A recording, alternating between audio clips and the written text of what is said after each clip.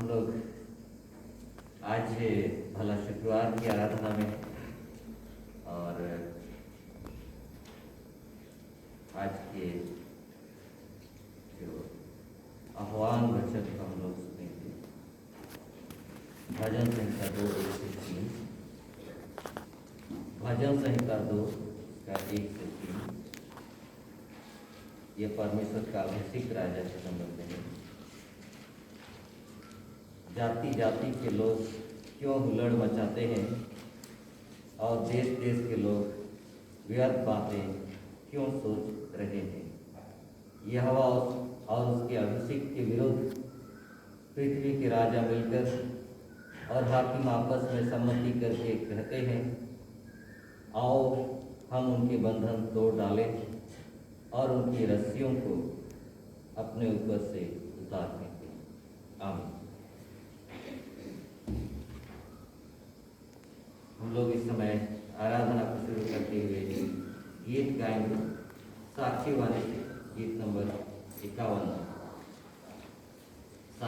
साक्षी वाणी गीत नंबर 51। नीक हो मेरे प्राण का घर गलगथा की चोटी पर, जहाँ यीशु ख्रीस्त पर श्राप, लाज और निंदा और संताप मेरे बदले पड़ा था।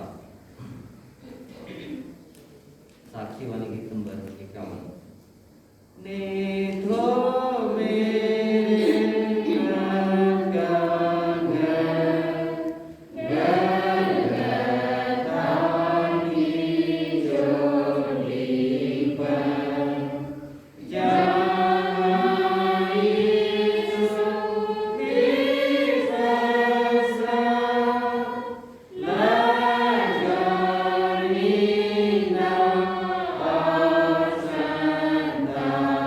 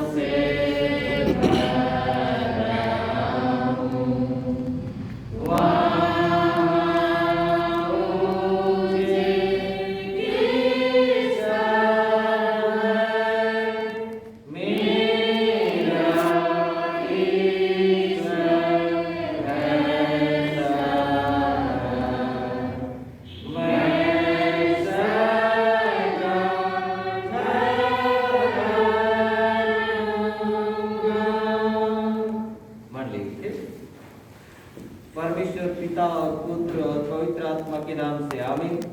हमारी सहायता ईश्वर के नाम से है, जिसने स्वर्ग और पृथ्वी को सृजा।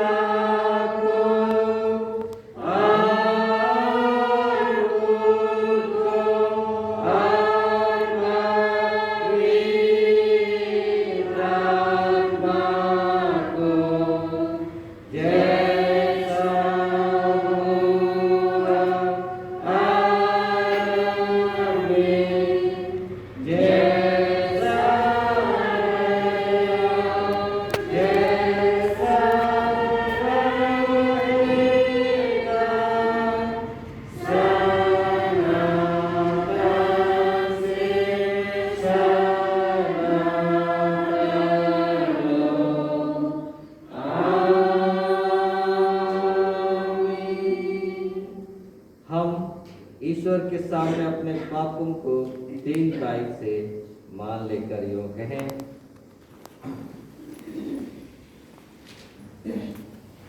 हे सर्वशक्तिमान ईश्वर दयालु पिता, हम दीनताई से अपने सब पाप अपराधों को तेरे सम्मुख मांगते हैं।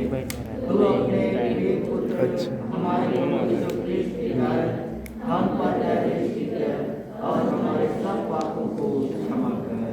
आमीन।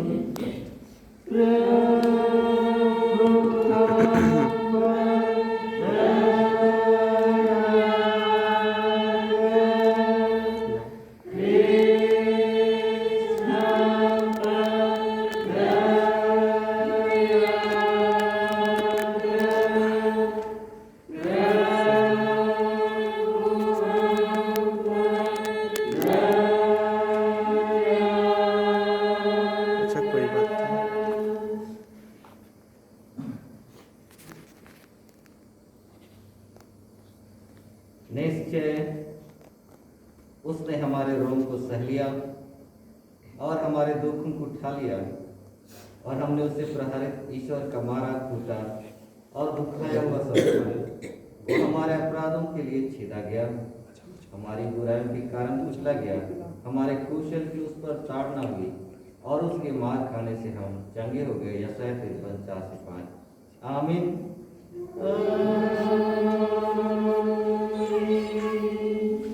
मंडली उठे।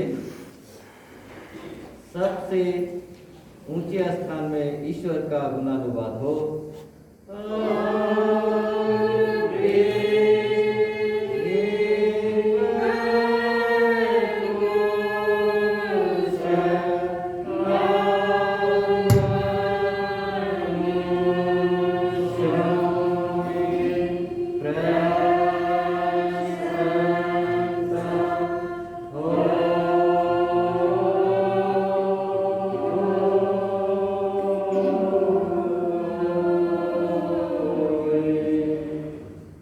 प्रभु तुम्हारे संग हो।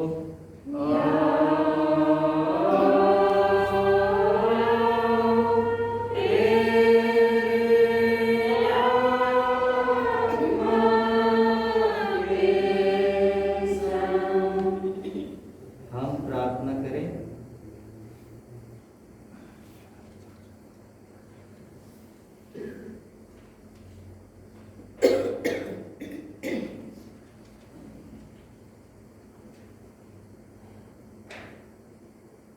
हे यीशु ख्रिस्त विश्वास मुक्तिदाता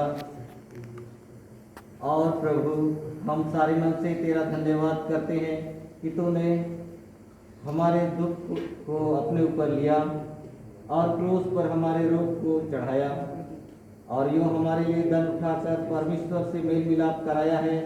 हम तेरी विनती करते हैं, अपने पवित्र आत्मा के द्वारा हमको ज्योतिर्मय कर, जिससे कि हम तेरे दीनहीन रूप से ठोकर न खाएं, वरन यह विश्वास करें कि तू जो हमारे लिए मर गया वह हमारा धर्म और जीवन है, जिससे तेरे दुख और मृत्यु के द्वारा अंत में सदा काल के लिए सुख और जीवन को प्राप्त करें। आमीन।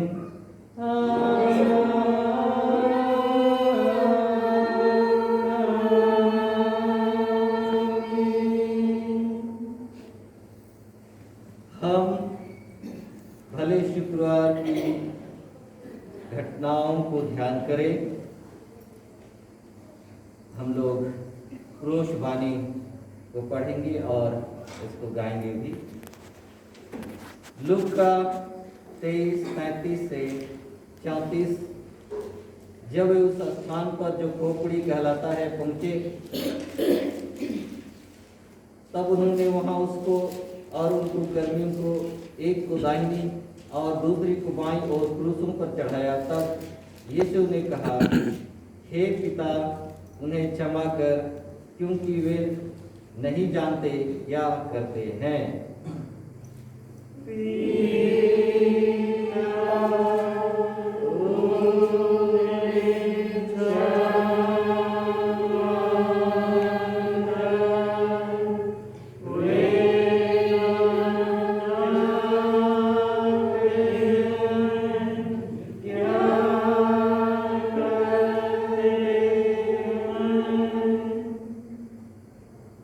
लूका 23:39 से 46। जो कुकर्मी ठहराए लटकाए गए थे, उनमें से एक ने उसकी निंदा कर कहा, जो तू ख्रिस्त है तो अपने को और हमको बचा। इस पर दूसरे ने उसे डांट कर कहा, क्या तू ईश्वर से कुछ डरता भी नहीं? तुझ पर तो ऐसा ही दंड दिया जाता है और हम पर न्याय की रीति से दिया जाता है, परंतु इसने कोई अनुचित काम नहीं किया है। तब उसने यीशु से कहा, हे प्रभु, जब आप अपने राज्य में आए तब मेरी सुधि लीजिए। यीशु ने उससे कहा, मैं तुझसे सच कहता हूँ कि आज ही तू मेरे संग स्वर्गलोक में होगा।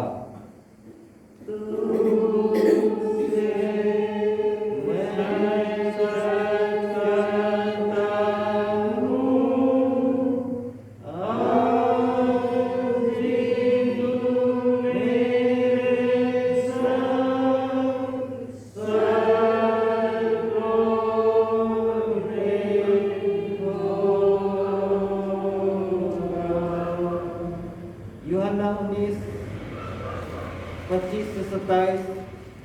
परंतु यीशु की माता और उसकी माता की बहन मरियम, जो किलियोपा की स्त्री थी, और मरियम मगदलिनी उसके क्रूस के निकट खड़ी थी। यीशु ने अपनी माता और उस शिष्य को, जिससे वह प्यार करता था, निकट खड़े देख के अपनी माता से कहा, हे नारी, देखिए आपका पुत्र। तब उसने उस शिष्य से कहा, एक तेरी माता।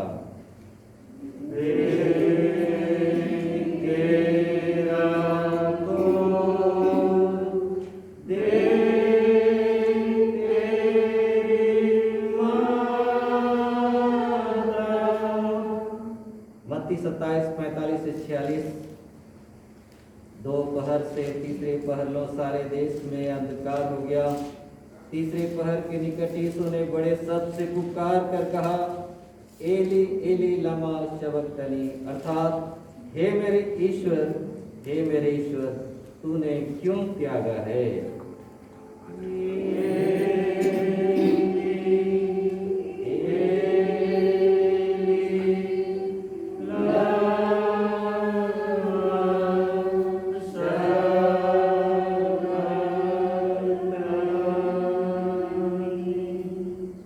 यूहन्ना 19:28।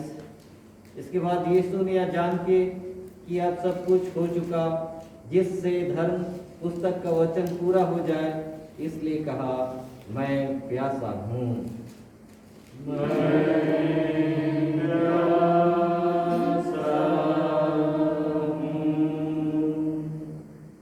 यूहन्ना 19:29 से 30। वहां सिरके से भरा हुआ एक बर्तन धरा था, तो उन्होंने स्पंज को सिरके में भिगाकर नल पर रख के उसके मुंह में लगाया। जब यीशु ने सिरका लिया तब कहा, पूरा हुआ है।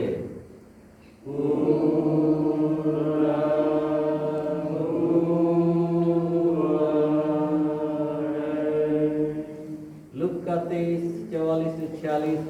सूर्य अंधियारा हो गया और मंदिर का पर्दा भी से फट गया, और यीशु ने बड़े शब्द से पुकार कर कहा, हे पिता, मैं अपनी आत्मा तेरे हाथ में सौंपता हूँ।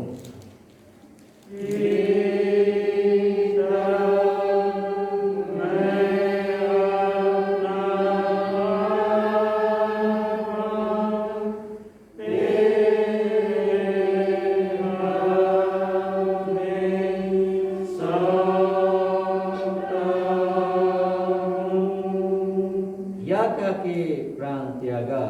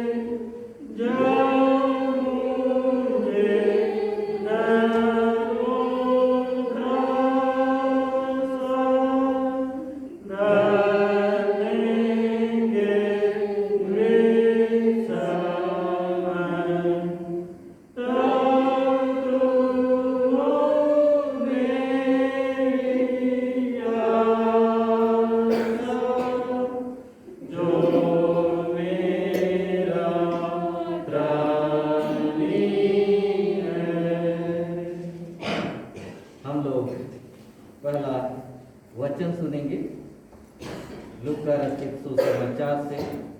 लूका रचित सुसमाचार उसका 23वां अध्याय 39 से 46 तक। लूका 23:39 से 46 तक। उसमें ऐसा परमेश्वर का वचन लिखा हुआ है, जो कुकर्मी वहां लटकाए गए थे उनमें से एक ने उसकी निंदा करके कहा, क्या तू मसीह नहीं तो फिर अपने आप को और हमें बचा। इस पर दूसरे ने उसे डांट कर कहा, क्या तू परमेश्वर से भी नहीं डरता।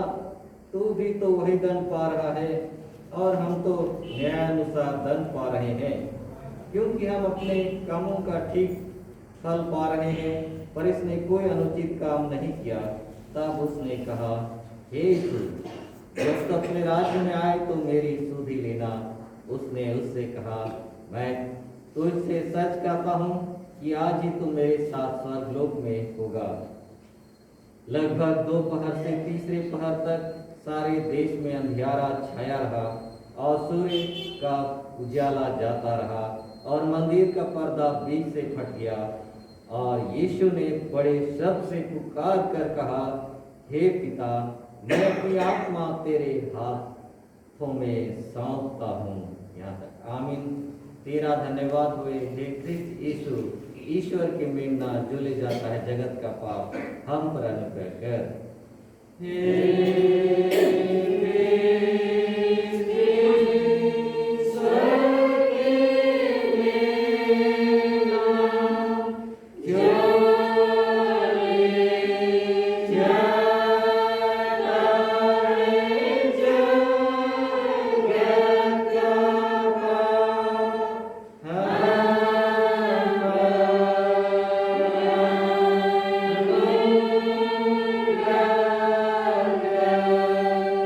Hey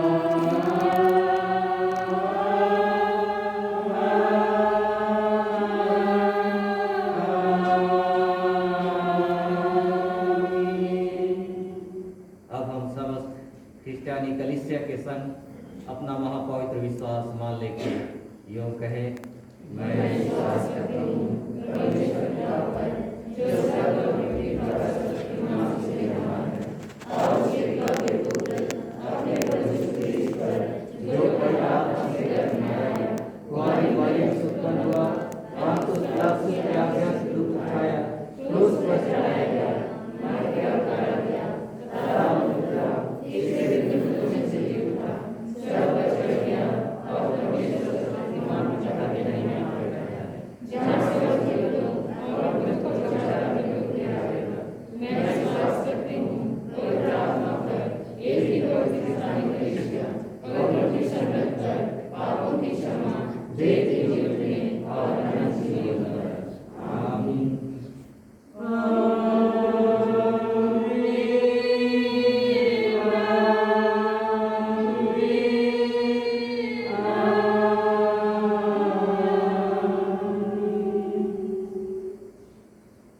मान ले बैठे। हम लोग दूसरा गीत गाएंगे साक्षी वाणी से, गीत नंबर 47, 47, साक्षी वाणी गीत नंबर 47। सुनो कौन सी भारी वाणी, क्रोध कर ख्रिस्त उचारता है, सूर्य को होती है तेज हानि, सकल जगत डरता है, पूरा हुआ ख्रिस्त पुकार के मरता है।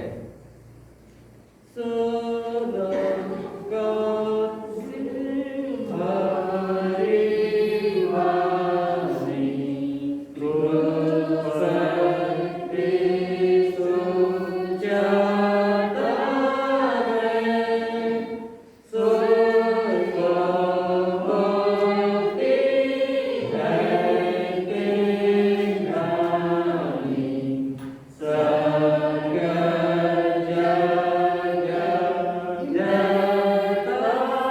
है,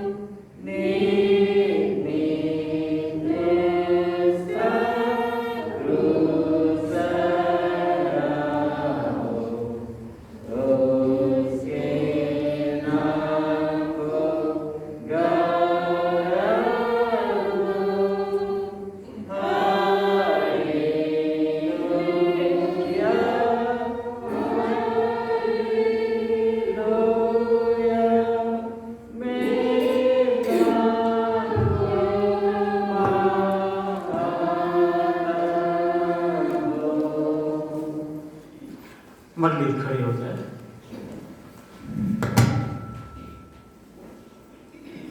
तुम्हें हमारे पिता परमेश्वर और उसके पुत्र यीशु ख्रिस्त की ओर से अनुग्रह और शांति बहुतायत से मिले। आमीन। हम प्रार्थना करें। हे पवित्र परमेश्वर, धन्यवाद देते हैं प्यारे पिता कि तो हमारे बीच में है और हमारे जीवन को तूने परमेश्वर अपने अनुग्रह से आज तक संभाला है कि प्यारे पिता आज भी हम उस विश्वास में बने हुए हैं जो यीशु मसीह पर तूने पवित्र आत्मा के द्वारा से हम सब हमको दिया है। परमेश्वर, इस समय तो हमें अगुवाई दे कि आज हम भले शुक्रवार की जो घटना हुई है हमारे उद्धार के लिए उन बातों को हम सुन सकें और साक्षात अपने विश्वास की आंखों से देख सकें कि सचमुच में यीशु कितना अधिक हमारे गुनाहों के लिए क्रूस पर कल्पित हुआ है। प्यार पिता, तो आपके वचन की सच्चाई को और हमारे हृदय को आप ही इस योग्य तैयार कर यीशु ख्रिस्त के ही नाम में मांगते हैं प्रभु। विनती दया से सुन के स्वर्ग राज में ग्रहण कर ले। आमीन। आज के लिए जो उपदेश वचन ठहराया हुआ है वह हमें धर्मशास्त्र से मिलेगा।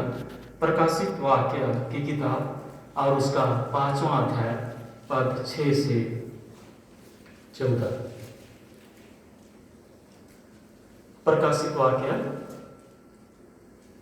उसका अध्याय 5 और पद 6 से 14, जिसमें ऐसा लिखा हुआ है। तब मैंने उस सिंहासन और चारों प्राणियों और उन प्राचीनों के बीच में मानो एक वध किया हुआ मेमना खड़ा देखा। उसके 7 सिंग और 7 आंखें थीं। ये परमेश्वर की 7 आत्माएं हैं जो सारी पृथ्वी पर भेजी गई हैं। उसने आकर उसके दाहिने हाथ से जो सिंहासन पर बैठा था वह पुस्तक ले ली। जब उसने पुस्तक ले ली तो वे चारों प्राणी और 24 प्राचीन उस मेमने के सामने गिर पड़े। उनमें से हर एक के हाथ में वीणा और धूप जो पवित्र लोगों की प्रार्थनाएं हैं से भरे हुए सोने के कटोरे थे। वे यह नया गीत गाने लगे, तू इस पुस्तक के लेने और इसकी मोहरें खोलने के योग्य है, क्योंकि तूने वध होकर अपने लहू से हर एक कुल और भाषा और लोग और जाति में से परमेश्वर के लिए लोगों को मोल लिया है और उन्हें हमारे परमेश्वर के लिए एक राज्य और याजक बनाया और वे पृथ्वी पर राज करते हैं। जब मैंने देखा तो उस सिंहासन और उन प्राणियों और उन प्राचीनों के चारों ओर बहुत से स्वर्गदूतों का शब्द सुना, जिनकी गिनती लाखों और करोड़ों की थी, और वे ऊंचे शब्द से कहते थे, वध किया हुआ मेमना ही सामर्थ्य और धन और ज्ञान और शक्ति और आदर और महिमा और धन्यवाद के योग्य है। फिर मैंने स्वर्ग में और पृथ्वी पर और पृथ्वी के नीचे और समुद्र के सब सृजी हुई वस्तुओं को और सब कुछ को जो उनमें है यह कहते सुना, जो सिंहासन पर बैठा है उसका और मेमने का धन्यवाद और आदर और महिमा और राज युगानुयुग रहे। और चारों प्राणियों ने आमीन कहा और प्राचीनों ने गिरकर दंडवत किया। यहाँ तक आमीन। मंडली बैठे।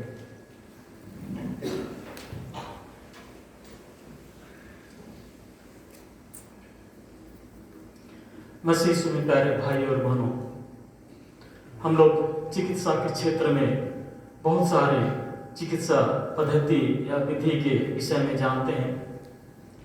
हमारी सबसे पुरानी परंपरा या विधि तो है जड़ी बूटियों के द्वारा से चिकित्सा, और आज तो बहुत सारे ऐसे चिकित्सा पद्धति हैं जिनमें हम एलोपैथी की बात करते हैं, होम्योपैथी की बात करते हैं, और उसी तरह और कई की पद्धति हो सकते हैं जो कि हर कोई अपने हिसाब से दावा करते हैं कि हमारा दावा या दवा सटीक है और इसी से आपका रोग अच्छा होगा।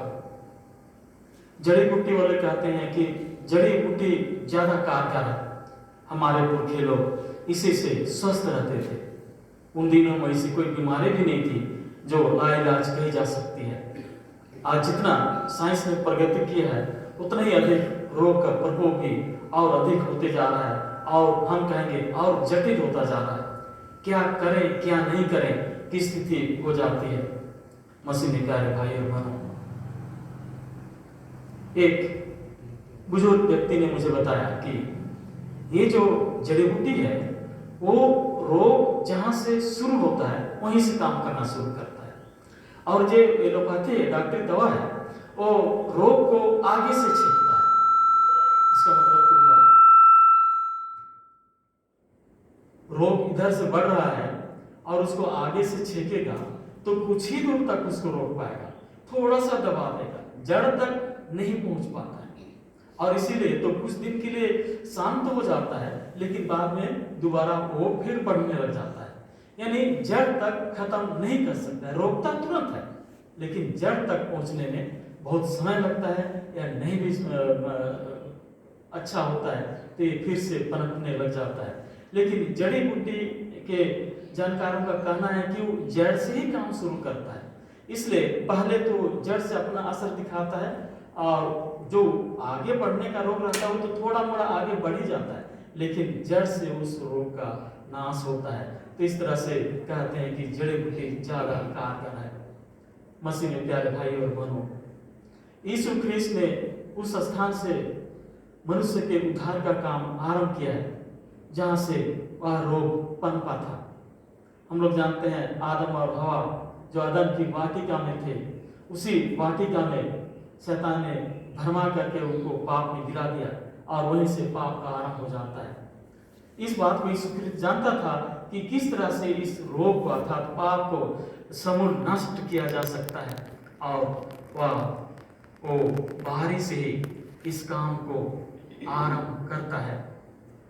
हम लोग यीशु ख्रीस्त को उसी बाहरी में देखते हैं जिस समय वह प्रार्थना करता है, और उस संकट से बचने का प्रार्थना भी करता है कि परमेश्वर हो सके तो यह कटोरा मुझ पर से हट जाए, परंतु मैं जैसा चाहता हूं वैसा नहीं, परंतु तेरी पवित्र इच्छा पूरी हो। सचमुच यह कारगर कदम यीशु ख्रीस्त का हुआ, और आज जो वचन हमने सुना है यह वास्तव में यीशु ख्रीस्त के जी उठने की घटना के बाद है। हम कहेंगे यीशु ख्रीस्त ने तमाम कामों को पूरा कर चुका जो उद्धार का था, और इसीलिए तो यहाँ पर जितने प्राचीन की बात करते हैं, यहाँ 4 प्राणी और प्राचीनों और स्वर्गदूतों के समूह की बात पा रहे हैं। इसका मतलब वो बीच में है।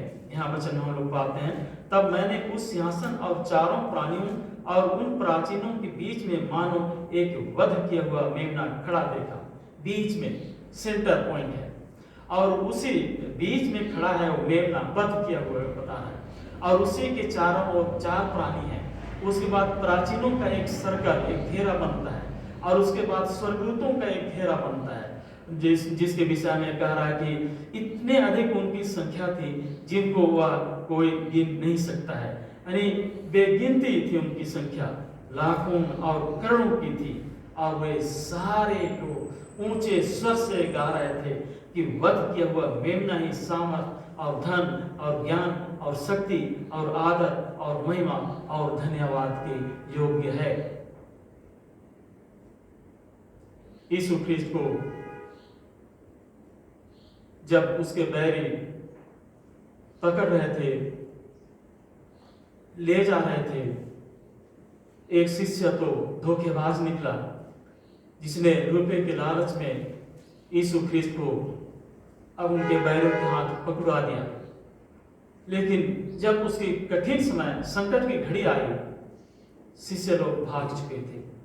पतरस हालांकि अंतिम क्षण तक उसका साथ देने का कोशिश किया, परंतु 3 बार पहचान होने के बाद में कि यह भी यीशु के शिष्यों में से है, वहां से भाग जाता है। यानी सारे के सारे शिष्य छोड़ चुके होते हैं। पतरस जिसने की कसम खा दिया था कि तेरे साथ में ऐसा नहीं होगा, बंदीगिरी जाने तक के लिए मैं तैयार हूँ तेरे लिए, और तेरे साथ में मरने के लिए भी तैयार हूँ, लेकिन दुर्भाग्य कि पतरस भी उसे छोड़ चुका, और पूरी अब बैरियों के हाथ में यीशु ख्रीस्त आ चुका था। उसकी दशा से हम समझ सकते हैं कि सब के सब बैरी हैं, उनको छुड़ाने वाला, उनका पक्ष लेने वाला कोई नहीं है। जो कुछ भी यीशु ने किया, आज उसका परिणाम क्या हो रहा है, लोग उसके बदले में उसको क्या दे रहे हैं। जब क्रूस की घटना की बात हम लोग कहते हैं तो यह साधारण नहीं है, साधारण से ऊपर दर्जे का एक क्रूस मृत्युदंड है, और इसके योग्य यीशु ख्रिस्त को करार दिया गया कि वह देशद्रोही है, कैसर को कर देने से मना करता है, लोगों को बहकाता है। उस पर ऐसा दोष लगाया गया जो साबित करता है कि सचमुच वह इतना घोर अपराधी है। यह सब कुछ सहा, यह सब कुछ सहा। हम यीशु ख्रिस्त को ही केंद्र में पाते हैं कि जो कुछ बहरी लोग उसको कर रहे हैं उसके केंद्र में यीशु है, और जो कुछ उद्धार का काम यीशु ख्रिस्त कर रहा है वो केंद्र में है। हम लोग क्रूस को देखते हैं, क्रूस ऊंचे स्थान पर है, ऊंचे स्थान पर है, जिससे रास्ते से गुजरने वाले लोग आसानी से देख सकते हैं कि हाँ, ये 3 अपराधी यहाँ पर क्रूस पर लटकाए जा रहे हैं। कोई भी उस रास्ते से आते जाते हुए लोग क्रूस पर लटके हुए जब देख रहे थे तो यही सोच रहे थे कि ये घोर अपराधी है, देशद्रोही है, इन्होंने जघन्य अपराध किया है, जिसके कारण से लोगों की जान माल की और देश के जान माल की काफी क्षति हुई है। लोग तो यही समझे थे। मसीह प्यारे भाई और बहनों, यीशु ख्रिस्त के माध्यम से परमेश्वर जगत से प्रेम किया, और परमेश्वर जगत से प्रेम किया तो जगत, यहाँ कहेंगे मनुष्य किस स्थिति में था, मनुष्य कैसी दशा में था जिससे कि परमेश्वर को प्रेम करने की आवश्यकता पड़ी। हम लोग किसी आदमी को देखते हैं, साफ सुथरा, हैंडसम, अप टू डेट कहेंगे तो लगता है कि हाँ अच्छा है। हम लोग अगर सामने आ जाए तो बातचीत करने के लिए तैयार हो जाते हैं कि चलो ऐसे आदमी से मेरी मुलाकात हुई। लेकिन वहीं पर जब एक बिल्कुल कंगाल व्यक्ति, हम कहेंगे एक भिखारी आ जाए, फटे पुराने कपड़े पहने, बिल्कुल मैला कुचैला दिखेगा, तो क्या हम उससे बात करने का कोशिश करेंगे? नहीं ना, हम लोग बोलेंगे बात करने को, उधर मुंह करने का हम लोग जरूरत ही समझेंगे कि इससे मैं क्या बात करूंगा। मसीह प्यारे भाई और बहनों, यीशु ख्रिस्त के द्वारा से परमेश्वर ने मनुष्य से प्रेम किया तो मनुष्य की पतित दशा में, अर्थात ऐसी हालत हो गई थी मनुष्य की जिसे प्रेम करने की बात शायद यहाँ बेमानी जैसा दिखता है, लेकिन परमेश्वर का यही आधार बना कि मनुष्य से वो प्रेम किया। यानी मनुष्य पापी था, पतित था, वह इतना दुर्गति में था कि उसको छुटकारा देने के लिए परमेश्वर का प्रेम ही पालन कर सकता है। प्रेम को छोड़ करके यहाँ कोई दवा कारगर नहीं हो सकता है। और यीशु मसीह जब क्रूसित होने के लिए उसको दोषी ठहराया गया तो ये सब कुछ हमारे गुनाहों के बदले में किया जा रहा है। यीशु ख्रिस्त को जितने लोग घेरे हुए हैं वे सब बैरी हैं, और लगता है कि इनको ऐसा नहीं करना चाहिए। यहूदा इस्करियोती जो उसका शिष्य था उसको ऐसा नहीं करना चाहिए था। जितने हम याजक और महायाजक और प्रधान याजक और सदूकी और शास्त्री और फरीसी और जितना सिपाही लोगों की चर्चा हम लोग धर्मशास्त्र में पाते हैं, लगता है इन लोगों को ऐसा नहीं करना चाहिए। हम लोग वहां पर होते तो क्या ऐसे लोगों को मना करते, डांटते? मसीह प्यारे भाई और बहनों, वास्तव में वे हमारे ही एवज में काम कर रहे थे। जो भी यीशु ख्रिस्त के साथ में वो कर रहे थे वो हमारे पाप उनको ऐसा करवा रहा था। और लोग यीशु ख्रिस्त को जब क्रूस पर चढ़ाने के लिए तैयारी कर रहे थे तो उस समय कितने लोग उत्सुक थे कि इसके साथ में और क्या होगा, और क्या होगा। क्रूस पर चढ़ाने से पहले जो यातनाएं दी जाती हैं वो बहुत सिहरन भरा है। हम लोग कोड़े मारे जाने की बात करते हैं, और कोड़ा तो 39 कोड़ा मारना है, और एक कोड़े की मार से आदमी का शरीर छिलने लग जाता है। फिर 39 कोड़े मारने तक में तो उनका संभवतः लोह भी समाप्त हो जाता था, और आदमी बेहोश हो जाता था, तिलमिला जाता था। और उसके बाद इतना होने के बाद में वो फिर सिपाहियों को सौंप दिया जाता है। सिपाही लोग अपने बैरक में ले जाते हैं। पलटन सबसे उसमें 200 सिपाही होते हैं। फिर 200 सिपाहियों के हाथ में यीशु ख्रिस्त आ जाता है और वे लोग अपने ढंग से मजाक करने लगे, अपने ढंग से उसका प्रताड़ित करने लगे। कोई डंडा मार रहा है, कोई लात मार रहा है, कोई क्या कर रहा है, सारा चीज यहाँ पर यीशु ख्रिस्त के साथ में जिसको जो मन किया वही कर रहा है। और अंततः उनको क्रूस पर चढ़ाने के लिए ले जाते हैं। और एक नहीं ताकि लोग जाने कि एक अपराधी की क्या हालात होती है, इसको देखें और संभल जाएं।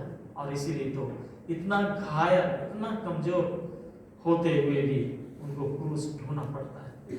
और यीशु ख्रिस्त के साथ में भी यही बात हुई। जो भी हम दुर्दशा की बात करते हैं उसको हम लोग शायद पूरा नहीं कर सकते हैं, क्योंकि यशाया की किताब में लिखता है कि उसका रूप यहाँ तक बिगड़ा हुआ था कि वह मनुष्य का सा न जान पड़ता था। अर्थात यीशु ख्रिस्त को क्रूस पर चढ़ाने तक में उसका रूप बिगड़ चुका था। और यशाया नबी के अनुसार तो पहचानना भी मुश्किल था कि वो आदमी है। हम लोग जो क्रूस में यीशु ख्रिस्त को बड़े कहेंगे देखते हैं चेहरा के साथ में, असल में यशाया के अनुसार तो उसका रूप भी पहचानना मुश्किल हो गया था। और क्रूस पर चढ़ाने का जो सिलसिला था उसमें उनके कपड़े भी उतार दिए जाते थे, नंगे ही उनको क्रूस पर चढ़ाया जाता था। हम लोग जो यीशु ख्रिस्त को क्रूस पर जो चित्र, फोटो इत्यादि देखते हैं वो तो असल में कारीगरी किया हुआ है, आर्टिस्ट लोग उनको कपड़ा पहना दिए, अन्यथा उनको नंगा ही क्रूस पर चढ़ा दिया। मसीह में प्यारे भाइयों बहनों, इतनी दुर्दशा हुई, हम कहाँ हैं, हम क्या कर रहे हैं? हमारे बदले यीशु ख्रिस्त इतना सारा कुछ सहा। आज हम क्रूस की ओर ताकते हैं, आज हम क्रूस की ओर ताकते हैं तो यीशु ख्रिस्त को साधारण जैसा लगता है कि हाँ उसको क्रूस पर चढ़ाएगा। जब विश्वास वचन हम लोग बोलते हैं तो बहुत जल्दी हम फटाफट बोल के पार हो जाते हैं। जब भी विश्वास वचन बोलेगा क्रूस पर चढ़ाया गया, थोड़ा सा सोचिए, थोड़ा सा वहाँ पर रखिए, थोड़ा अपने ध्यान को क्रूस की ओर ले जाइए। वो साधारण बात नहीं है, वो सबसे गहनतम दुख देने का एक जरिया क्रूस था और उसी के रास्ते यीशु ख्रिस्त गुजरा। यीशु ख्रिस्त का जब इतना घोर यातना के बाद में उसकी क्रूस पर मृत्यु हो जाती है और थोड़ा और 1-2 दिन के बाद में हम लोग अगर चर्चा करेंगे तो उसके जीत के संवाद को हम लोग पाते हैं। और यही बात ये जो प्रकाशित वाक्य में वर्णन की गई है वह वास्तव में जो हार दिख रहा था, यीशु ख्रिस्त हार रहा है और शत्रु प्रबल हो रहे हैं, शैतान यही देख रहा था कि खूब मेरे साथ में तूने मजाक किया। अर्थात यीशु ख्रिस्त कितने दुर्बल लोग जिन्हें की दुष्ट आत्मा के सताए हुए लोग थे, यीशु ख्रिस्त आ गया थी और उनको निकल जाना पड़ा, उनको भागना पड़ा। ये सब हुआ और इस शैतान चाह रहा था कि इसका बदला बहुत अच्छा से यीशु ख्रिस्त कर लेंगे और यही हुआ। कितने दुर्बल या बीमार लोगों के चंगाई की बात करते हैं तो उस समय की समझ के अनुसार किसी न किसी रूप में उस पर शैतान का प्रकोप है। और यीशु ख्रिस्त ने जब उन व्यक्तियों को चंगाई दी तो इससे यही प्रकट हुआ कि अब शैतान का राज खत्म हो गया, परमेश्वर का राज हमारे बीच में आ गया। यह बात शैतान को नागर गुजरी और इसीलिए तो उसने यीशु ख्रिस्त को अपने रास्ते से हटाने का काम किया। और जितने याजक, महायाजक, प्रधान याजक, शास्त्री, फरीसी, ये लोग तो धर्मी लोग थे, ये समाज के ओहदे वाले लोग थे, इनकी तो इज्जत थी। लेकिन देखिए साधारण लोगों के लिए यीशु ख्रिस्त ने जब काम किया तो उनको ये रास्ते से हटाने का काम करते हैं। मसीह प्यारे भाई और बहनों, इसके बाद क्या हुआ? हार विजय में बदल रहा है, लज्जा महिमा में बदल गई। सर्व विजयी शक्ति के सामने कोई टिक नहीं सकता, उसकी दृष्टि से कोई छिप नहीं सकता। और इसीलिए तो यहाँ पर सिंह की बात हम लोग पाते हैं और 7 आँखों की भी बात पाते हैं। सिंह तो ऐसा प्रतीक के रूप में है कि वो ताकत का चिन्ह है। सिंह हम लोग जानते ही हैं, जानवर लोग सिंह अपने शीश के साथ लड़ाई करते हैं। और आंखें, 7 आंखें हैं, इसका मतलब सब जगह परमेश्वर की नजर है, उस नजर से कोई छिप नहीं सकता। और उसके बाद में जो ये 4 प्राणी और प्राचीनों और स्वर्गदूतों और उसके बाद पूरी सृष्टि तक परमेश्वर का की महिमा और उसके काम की चर्चा होने लग जाती है। हम लोग वचन में पा रहे हैं, फिर मैंने स्वर्ग में और पृथ्वी पर और पृथ्वी के नीचे और समुद्र की सब सृजी हुई वस्तुओं को और सब कुछ को जो उनमें है यह करते सुना, जो सिंहासन पर बैठा है उसका और मेमने का धन्यवाद, आदर और महिमा और राज युगानुयुग रहे। पूरी सृष्टि तक यीशु के इस उद्धार के काम की चर्चा होने लग जाती है। पूरी सृष्टि, हम लोग कहेंगे यीशु ख्रिस्त ने क्रूस पर अपने आप को बलिदान किया, तो इसका असर पूरी सृष्टि पर हो, पूरे मंडल पर हो। मसीह में प्यारे भाई बहनों, आज हम सृष्टि के अधीन मनुष्य के रूप में संसार में जी रहे हैं और परमेश्वर अपनी बात को हमारे हृदयों में पहुंचाया है। क्या उद्धारकारी काम हम प्रत्येक क्रिस्तीय व्यक्ति को करना है, अपने जीवन से गवाही देना है कि यीशु ख्रिस्ट किस तरह हमारे पापों को उठाने के लिए दुख सहा और आज हम आज़ाद हैं, पापों की गुलामी से छुटकारा पाए हैं, शैतान की गुलामी से हम मुक्त हो गए हैं और आज हम परमेश्वर के साथ में चलने वाले बेटे और बेटी हैं। परमेश्वर बहुत बड़ा हमारे जीवन के लिए काम किया है। आज हम क्रूस की घटना के द्वारा से इसको समझ सकते हैं और इसीलिए तो जिस राज को मिटाने के लिए शैतान ने तैयारी किया और कोशिश किया, उसका स्वयं का राज समाप्त हो गया और परमेश्वर का राज आरंभ हो गया और परमेश्वर हमारे ऊपर में अपना राज करता है। और वचन में हम पाते हैं कि क्या तुम नहीं जानते कि परमेश्वर का वास स्थान तुम्हारा शरीर है, तुम्हारे हृदय में पवित्र आत्मा वास करता है और जब पवित्र आत्मा हमारे जीवन में वास करता है तो ही पवित्र आत्मा के द्वारा से आज हम यीशु के कामों को आगे बढ़ाते हैं। आइए जगत हमारे द्वारा जाने कि यीशु ख्रिस्त इस संसार में मनुष्य का उद्धार करने और उद्धार करने की जो कीमत उसने चुकाई स्वयं का लोगों था, जो कि शैतान इसकी मांग किया था कि लोगों के बिना छुटकारा नहीं सकता। और कितने सालों तक ये जानवरों का बलिदान होते रहेगा कि मनुष्य अपने पाप के लिए बार बार बलिदान चढ़ाए। यीशु ख्रिस्त अपने ही को बलिदान करके सदा के लिए इस बलिदान की व्यवस्था को समाप्त कर दिया और आज हम यीशु ख्रिस्त जीवते यीशु ख्रिस्त के साथ में हो लिए हैं। परमेश्वर आप ही हमें अगुवाई दे कि प्रतिदिन के जीवन में हम क्रूस को धन्य कर सकें, उसकी सामर्थ हमारे जीवन में काम करें।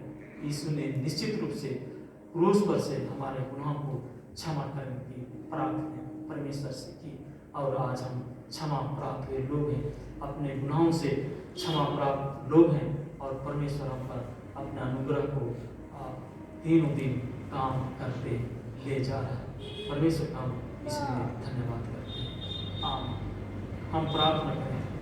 पवित्र प्रभु धन्यवाद देते हैं प्यारे पिता कि तूने हमारे उद्धार के लिए एक कठिन रास्ता चुना और चूंकि तू हमसे बहुत अधिक प्रेम करता है परमेश्वर और इसीलिए यीशु ख्रिस्त को उस रास्ते से ले चला जो कठिन दुख और मृत्यु उसने सही और परमेश्वर ऐसा करके अपने साथ तूने हमारा मेल मिलाप कर दिया। हम दूर थे, हम भटके हुए लोग थे, हम खोए हुए लोग थे। परमेश्वर तूने यीशु के लोगों के द्वारा से हमारा मेल मिलाप तेरे साथ में कर दिया और आज हम तेरे घर के लोग हो चुके हैं।